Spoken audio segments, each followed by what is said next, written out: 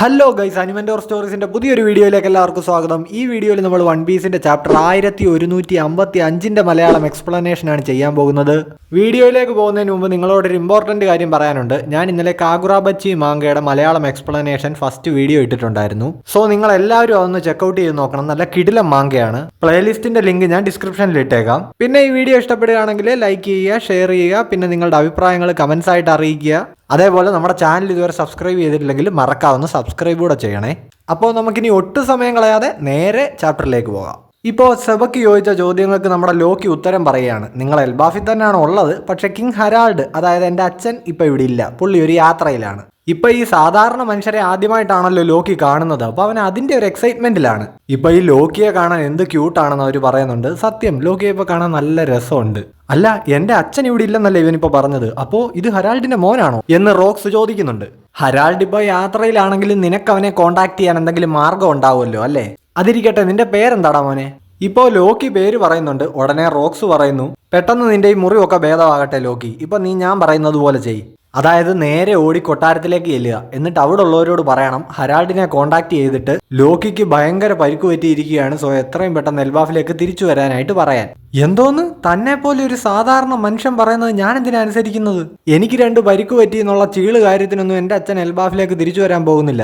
തന്നെ പോലെ വീക്കായിട്ടുള്ള ഒരുത്തൻ എന്നോട് ഇങ്ങനെ ആജ്ഞാപിക്കാൻ എങ്ങനെ ധൈര്യം വന്നു? ഇപ്പൊ ഇത് കേട്ട റോക്സ് ആണെങ്കിൽ ഉടനെ പുള്ളിയുടെ വാളെടുത്ത് വീശുന്നുണ്ട്. റോക്സ് എന്ന് പറയുന്നത് നല്ല പേര് കേട്ട ഒരു സ്പോർട്സ്മാൻ ആണ്. അങ്ങേര് വാളെടുത്ത് വീശിക്കഴിഞ്ഞാൽ ഒരു ജയന്റായിട്ടുള്ള ചുറ്റിക എടുത്ത് വീശുന്നത് പോലെയാണ്. പരിസരത്തുള്ളതെല്ലാം ചെതറി തെറിക്കും, അത്രയ്ക്ക് പവർഫുൾ ആണ്. ഇപ്പൊ ആ ഒരൊറ്റ വീശില് ലോക്കി പരിക്ക് പറ്റി താഴെ വീഴുന്നുണ്ട്. നോക്കൂ ഗൈസ്, ലോക്കിക്ക് ഇപ്പൊ ചീള് പരിക്കല്ല, നല്ല രീതിയിൽ പരിക്ക് പറ്റിയിട്ടുണ്ടെന്ന് പറഞ്ഞ് ഇപ്പൊ റോക്സ് ചിരിക്കുന്നുണ്ട്. ഇപ്പോൾ 8 വർഷം മുമ്പ് നടന്ന റിവറി കോൺഫറൻസിൽ വെച്ചിട്ടാണ് ഈ ഭ്രാന്തനും നമ്മുടെ ഹരാൾഡും തമ്മിൽ കണ്ടുമുട്ടുന്നതെന്നും പറഞ്ഞ് വീണ്ടും ഒരു ഫ്ലാഷ് ബാക്കിലേക്ക് പോവുകയാണ്. ഇപ്പോൾ മരി ജോയ്സിൽ ഗാർഡ്സ് ഒക്കെ കിടന്ന് അലറി വിളിക്കുന്നത് കേൾക്കാം. അതായത് 5 രാജാക്കന്മാരെ ആരോ വന്ന് അറ്റാക്ക് ചെയ്ത് കടത്തിക്കൊണ്ടുപോയി. കിഡ്നാപ്പ് ചെയ്തിരിക്കുന്നത് ബ്ലാക്ക് ഡ്രസ് ഇട്ട ഒരു വലിയ മനുഷ്യനാണെന്ന് ഇവന്മാർ വിളിച്ചു പറയുന്നുണ്ട്. ഇപ്പോൾ നോക്കിയാൽ ഇമു ആ റൂം ഓഫ് ഫ്ലവേഴ്സിൽ നിന്നിട്ട് ആരോടോ പറയുന്നുണ്ട്, ആ രാജാക്കന്മാരുടെ ജീവൻ വെച്ച് എന്നോട് വിലപേശാമെന്നാണോ നീ കരുതിയിരിക്കുന്നത്?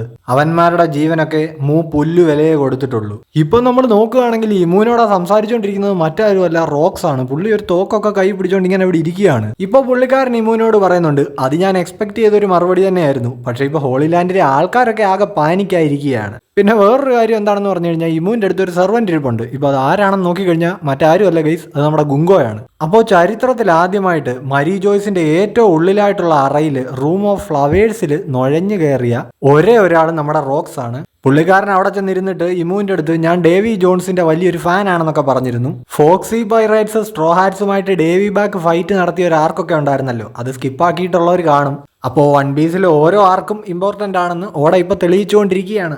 അപ്പോൾ ചാപ്റ്ററിലേക്ക് വരികയാണെങ്കിൽ അന്ന് റോക്സ് ഇമുവിന്റെ അടുത്ത് ഇങ്ങനെ ഓരോ കാര്യങ്ങളൊക്കെ പറഞ്ഞുകൊണ്ടിരുന്നതേ ഉള്ളൂ, അല്ലാതെ ആക്ഷനിലേക്കൊന്നും കടന്നില്ല. കാര്യം എന്താണെന്ന് വെച്ചാൽ ആ സമയത്ത് പുള്ളിയെ കൊണ്ട് അതിന് കഴിയില്ല എന്ന് പുള്ളിക്ക് നല്ല ബോധ്യം ഉണ്ടായിരുന്നു. പക്ഷെ ഷുവറായിട്ട് ഞാൻ ഇങ്ങോട്ടേക്ക് ഒരു വരവൂടെ വരുമെന്ന് ഇമുവിന്റെ അടുത്ത് പറഞ്ഞിട്ടാണ് റോക്സ് അവിടുന്ന് പോയത്.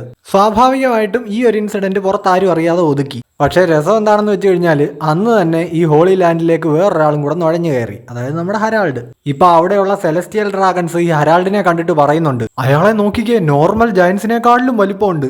എനിക്ക് ഇയാളെ എന്റെ സ്ലേവ് ആയിട്ട് വേണം. നമുക്ക് ഇയാളെ കൊന്നിട്ട് ഇയാളുടെ ബോഡി സ്റ്റഫ് ചെയ്ത് സൂക്ഷിക്കാം.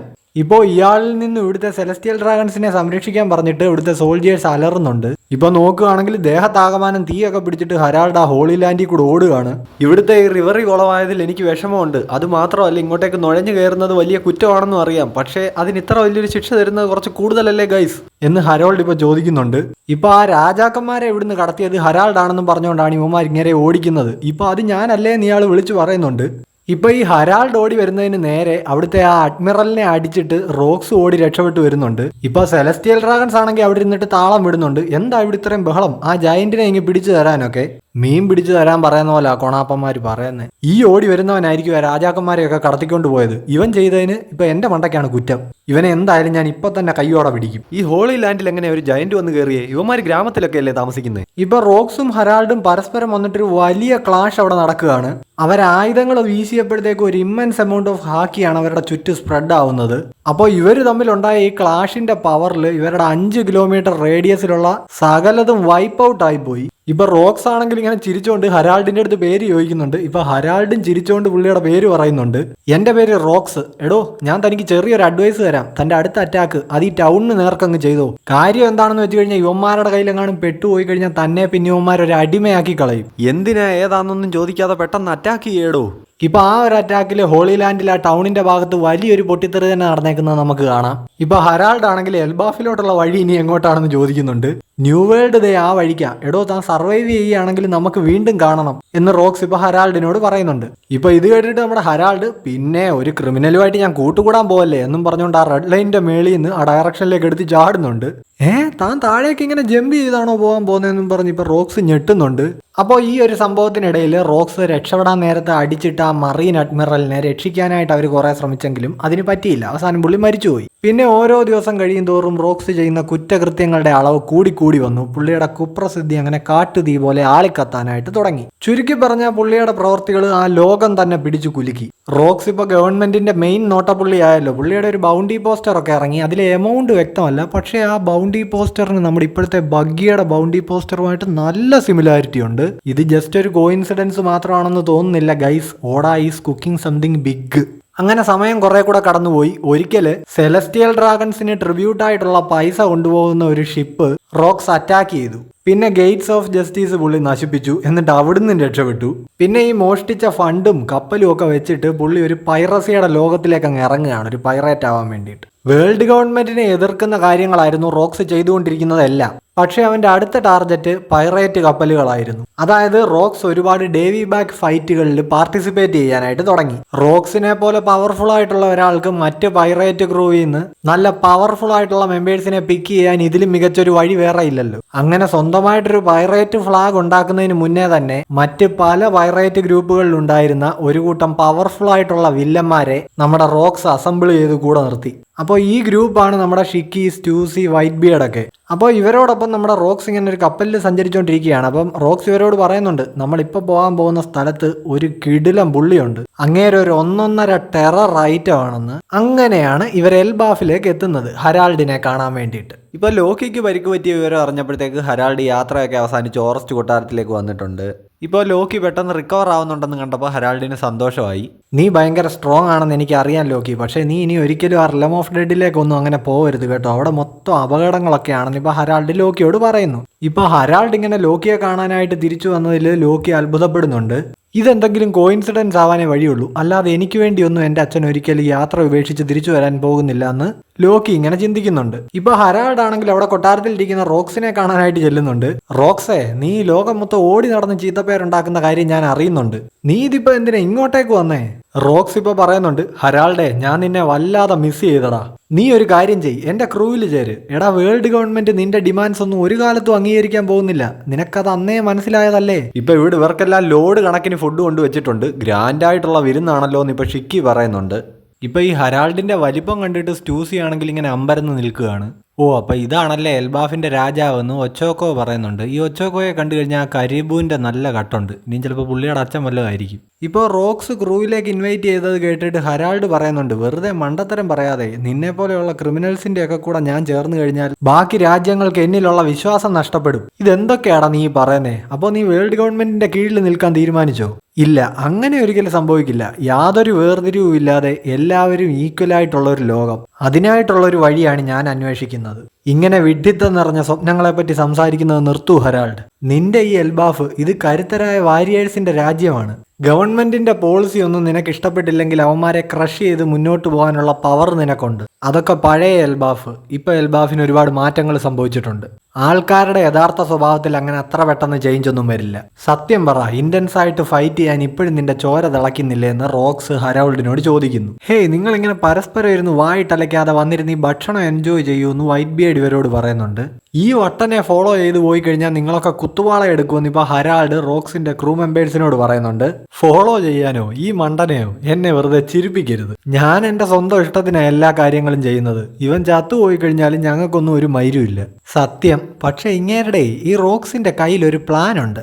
അത് സംഗതി കിടിലമാണ്. അതിൽ നിന്ന് എനിക്ക് കുറച്ച് ലാഭം ഉണ്ടാക്കാൻ പറ്റുമെന്ന് തോന്നിയത് കൊണ്ടാണ് ഞാൻ ഇവരുടെ കൂടെ കൂടിയത്. നിങ്ങൾ ഈ പൈറേറ്റ് ഐലൻഡിനെ പറ്റി കേട്ടിട്ടുണ്ടോ? സ്വന്തം രാജ്യത്തെ ജയിലിൽ പോലും പാർപ്പിക്കാൻ കഴിയാത്ത അത്രയ്ക്ക് അപകടകാരികളായിട്ടുള്ള ക്രിമിനൽസിനെ നാട് കടത്തി വിടുന്നത് ഈ പൈറേറ്റ് ഐലൻഡിലേക്കാണ്. മനുഷ്യവാസം ഇല്ലാത്തൊരു ഐലൻഡാണത്. ഭക്ഷണമൊന്നും കിട്ടില്ല. അവിടെ ഇങ്ങനെ മരണം കാത്ത് കിടക്കേണ്ടി വരും. പക്ഷെ ഇപ്പൊ കുറച്ച് വർഷങ്ങളായിട്ട് ആൾക്കാരവിടെ സർവൈവ് ചെയ്യുന്നുണ്ട്. അവരവിടെ ഗ്രൂപ്പുകളൊക്കെ തുടങ്ങാനായിട്ട് ആരംഭിച്ചിരിക്കുന്നു. ഇതെങ്ങനെയായിരിക്കും സംഭവിച്ചിരിക്കുക എന്ന് വല്ല പിടിയുണ്ടോ? കാര്യം എന്താണെന്ന് വെച്ചാൽ ആ ഐലൻഡിൽ മണ്ണിനടിയിൽ സ്വർണ്ണമുണ്ട്. ഈ കാര്യം എങ്ങനെയോ മണത്തറിഞ്ഞ അണ്ടർവേൾഡ് ഓർഗനൈസേഷൻസ് ആ ഐലൻഡിലെ ക്രിമിനൽസുമായിട്ട് ഒരു ഡീൽ ഉണ്ടാക്കി. അങ്ങനെ ഈ ക്രിമിനൽസ് ഒരു വലിയ സമ്പത്തുണ്ടാക്കി. ഇതറിഞ്ഞ ഗവൺമെന്റിനാണെങ്കിൽ കുരു പൊട്ടി.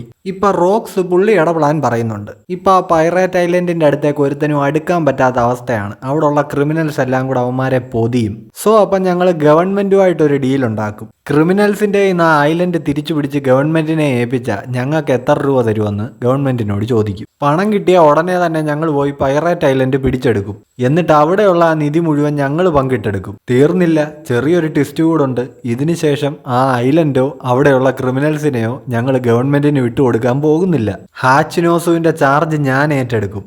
എന്റെ കമാൻഡിന്റെ അണ്ടറിൽ അത്രയും ക്രിമിനൽസിനെ വെച്ച് ഞാനത് പൈറേറ്റ്സിന്റെ ഒരു സ്വർഗമാക്കി തീർക്കും. ഇതെല്ലാം കണ്ട എന്താണ് സംഭവിക്കുന്നതെന്ന് അറിയാതെ കിളി പറന്നു നിൽക്കുന്ന മറീൻസിന്റെയും ഗവൺമെന്റിന്റെയും മുഖം എനിക്ക് ഇപ്പം തന്നെ മനസ്സിൽ സങ്കല്പിക്കാൻ പറ്റുന്നുണ്ട്. ഇത് വെറും ഒരു തുടക്കം മാത്രമാണ്. ആ ഐലൻഡ് ബേസ് ആക്കി വെച്ചോണ്ട് ഞാൻ ആദ്യം നേവിയെ അറ്റാക്ക് ചെയ്ത് അവന്മാരെ തവിടുപൊടിയാക്കും. അതിനുശേഷം ഞാൻ ആ ഹോളി ലാൻഡ് തകർത്ത് തരിപ്പണമാക്കും. അങ്ങനെ ഞാൻ ഈ ലോകത്തിന്റെ തന്നെ രാജാവാകും. ഇപ്പോൾ റോക്സിന്റെ ഈ ഡയലോഗ് കഥവിന്റെ പിറകിൽ മറഞ്ഞു നിന്നിട്ട് ലോക്കി കേൾക്കുന്നുണ്ട്. ഇപ്പോൾ ഹരാൾഡ് റോക്സിനോട് പറയുന്നുണ്ട്, നിന്റെ ശത്രുക്കളെന്ന് പറയുന്നത് വളരെ ശക്തരാണ്. നീ ലോകവുമായിട്ട് തന്നെയാണ് യുദ്ധം പ്രഖ്യാപിക്കാൻ പോകുന്നതെന്ന്. നീ നിനക്ക് ഇഷ്ടമുള്ളത് പറഞ്ഞോ. എന്നായാലും അവർക്കെതിരെ യുദ്ധം ചെയ്യാൻ ഒരാൾ വന്നേ പറ്റൂ. ഈ പവർ എന്ന് പറയുന്നത് എല്ലാ കാലത്തും ഒരാളുടെ കയ്യിൽ മാത്രം ഇരിക്കുന്ന കുത്തകയൊന്നുമല്ല. നീ എൻ്റെ ക്രൂവിൽ ചേര് ഹരാൾഡ്. നമ്മൾ ഒരുമിച്ച് കഴിഞ്ഞാൽ നമ്മളെ ആർക്കും പിന്നെ തടയാൻ സാധിക്കില്ല. ഇപ്പോൾ ഹരാൾഡ് ആണെങ്കിൽ അത് വീണ്ടും റിജക്റ്റ് ചെയ്യുന്നുണ്ട്. ഞാൻ ഒരു രാജാവാന്ന് പറഞ്ഞില്ലേ, എന്നെ ഇങ്ങനെ ഇൻവൈറ്റ് ചെയ്യുന്നതെന്ന് നിർത്ത്. ഇപ്പം ഈ ലോകം മുഴുവൻ ഞാൻ ക്ലെയിം ചെയ്യാൻ പോവാണെന്ന് റോക്സ് പറയുന്നത് കേട്ടപ്പോൾ ലോക്കിയുടെ മുഖത്തൊരു ചിരി വരുന്നുണ്ട്. ജീവിതം മടുത്തിരിക്കുന്ന ലോക്കിക്ക് മോചനത്തിലേക്ക് ഒരു വഴി തുറന്നു കിട്ടിയതുപോലെയായിരുന്നു അവന് തോന്നിയത്. ഇപ്പോൾ 4 വർഷങ്ങൾ കടന്നുപോയി. ഹരാൾഡിനെ ക്രൂവിലേക്ക് റിക്രൂട്ട് ചെയ്യാൻ റോക്സ് വീണ്ടും പലതവണ ശ്രമിച്ചിരുന്നു. പക്ഷേ ഹരാൾഡ് അതെല്ലാം റിജക്റ്റ് ചെയ്തുകൊണ്ടിരുന്നു. അങ്ങനെ റോക്സിന്റെ മനസ്സിലുള്ള ആ പ്ലാൻ എല്ലാം റെഡിയാവുന്ന ആ ഒരു ദിവസം വന്നെത്തി. പുള്ളി മോൺസ്ട്രസ് ആയിട്ടുള്ള ഒരു ക്രൂ സെറ്റ് ചെയ്തിട്ടുണ്ട്. ഇപ്പൊ അവർ ഹാച്ചിനോസ് ലക്ഷ്യമാക്കി പോയിക്കൊണ്ടിരിക്കുകയാണ്. റോക്സ് പൈറേറ്റ്സിന്റെ ആ ജോളി റോജർ ഇങ്ങനെ പാറിക്കളിക്കുന്നത് നമ്മളെ കാണിച്ചുകൊണ്ട് ഈ ചാപ്റ്റർ അങ്ങനെ എൻഡ് ആവുകയാണ്. സോ ഗൈസ്, അപ്പോൾ വീഡിയോ ഇഷ്ടപ്പെട്ട് കഴിഞ്ഞാൽ ലൈക്ക് ചെയ്യാനും ഷെയർ ചെയ്യാനും നിങ്ങളുടെ കമന്റ്സ് താഴെ രേഖപ്പെടുത്താനും മറക്കരുത്. പിന്നെ ചാനൽ സബ്സ്ക്രൈബ് ചെയ്തിട്ടില്ലെങ്കിൽ പ്ലീസ് അതുകൂടെ സബ്സ്ക്രൈബ് ചെയ്തേക്കണേ. അപ്പോൾ ഓക്കെ, ബൈ.